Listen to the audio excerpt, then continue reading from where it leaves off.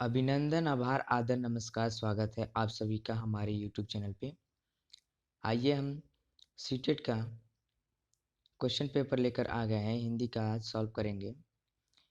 Exam pattern पर आधारित Hindi pedagogy के महत्वपूर्ण सवाल CTET 2021 Hindi pedagogy important question for both paper 1 and paper 2 दोनों पेपर के लिए बहुत ही इंपॉर्टेंट है। तो आइए पेपर को सॉल्व करते हैं। पहला क्वेश्चन आपकी स्क्रीन पे। पाठ्य पुस्तक का नया पाठ आरंभ करने से पहले अध्यापक के लिए आवश्यक है कि वह क्या आवश्यक है? तो पाठ के मूल भाव पर बातचीत करें। बिल्कुल ये ऑप्शन सही हो जाएगा। एकदम बता रहे आंख बंद करके यही सही करिएगा आप लोग, क्योंकि यही ऑप्शन सही होगा। और क्वेश्चन भी पढ़ने से वही आंसर सही लग रहा था। उच्च प्राथमिक स्तर पर लेखन क्षमता का आकलन करते समय आप किस बिंदु को सर्वाधिक महत्व देंगे?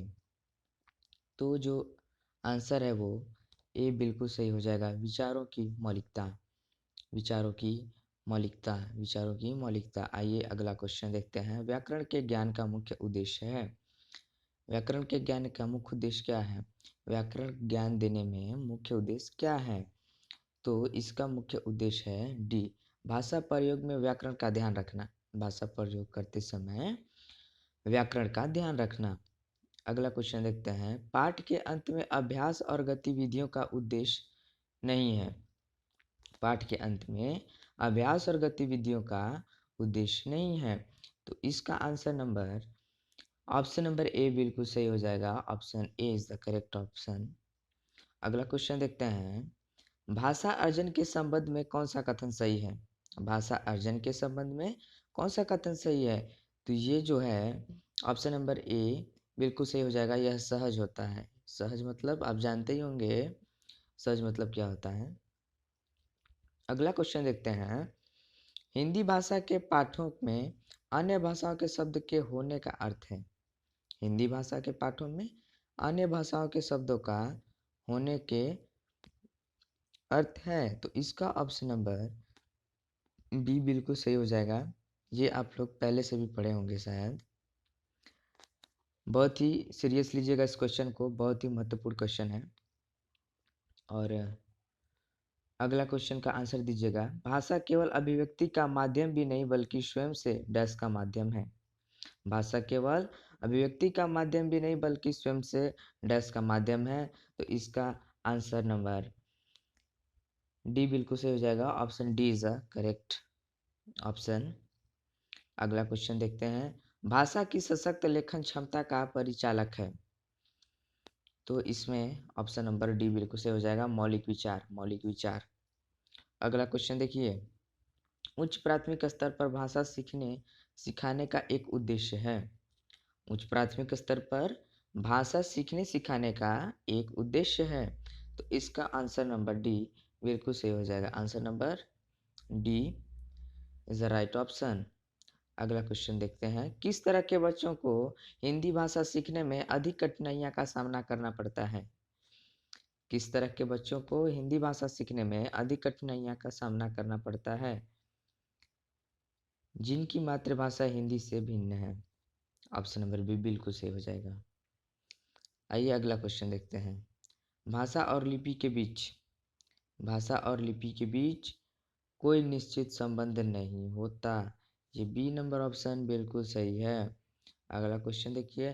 आकलन का प्रयोग डैश के लिए होना चाहिए। आकलन का प्रयोग डैश के लिए होना चाहिए। तो ऑप्शन ए बिल्कुल सही है। सीखने के मदद, सीखने में मदद। अगला क्वेश्चन देखिए।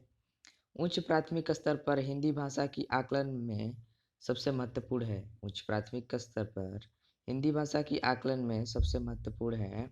तो वो महत्वपूर्ण है आपका डी, हिंदी भाषा की बारीकियों की समझ व प्रयोग। अगला क्वेश्चन देखिए। प्राथमिक स्तर पर कौन सा भाषा शिक्षण का उद्देश्य नहीं है? प्राथमिक स्तर पर कौन सा भाषा शिक्षण का उद्देश्य नहीं है? तो आंसर हो जाएगा आपका सी, सी इज द राइट ऑप्शन। अगला क्वेश्चन देखिए। हिंदी भाषा में आकलन का उद्देश्य नहीं है। हिंदी भाषा में आकलन का उद्देश्य नहीं है। तो इसका जो आंसर है वो ऑप्शन नंबर ए बिल्कुल सही हो जाएगा। बच्चों की भाषागत त्रुटियों की पहचान करना। अगला देखिए क्वेश्चन क्या है। दूसरी कक्षा में पढ़ने वाला अच्छा हिंदी की कक्षा में अपनी मातृभाषा में बात करता है, आप क्या करेंगे? तो आप उसे उसकी भाषा को समझाने की कोशिश करेंगे, उसकी भाषा को समझाने की कोशिश करेंगे। अगला क्वेश्चन आइए देखते हैं।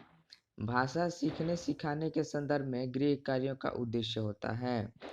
क्वेश्चन आप समझ ही गए होंगे क्या कह रहा है। भाषा सीखने सिखाने के संदर्भ में गृह कार्य का उद्देश्य होता है, तो इसका ऑप्शन नंबर ए सही है, सीखने को विस्तार देना। अगला क्वेश्चन देखिए। यदि आपकी कक्षा में दृष्टिबाधित बच्चे हैं तो आप क्या करेंगे? तो आप क्या करेंगे दोस्तों?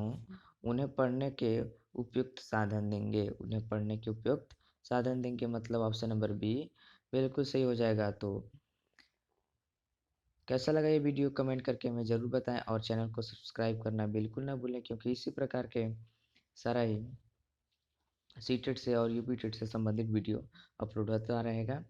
तो कैसा लगा आज की वीडियो हमें कमेंट बॉक्स में ज़रूर बताएं और वीडियो को लाइक शेयर सब्सक्राइब करना बिल्कुल ना भूलें। Thank you.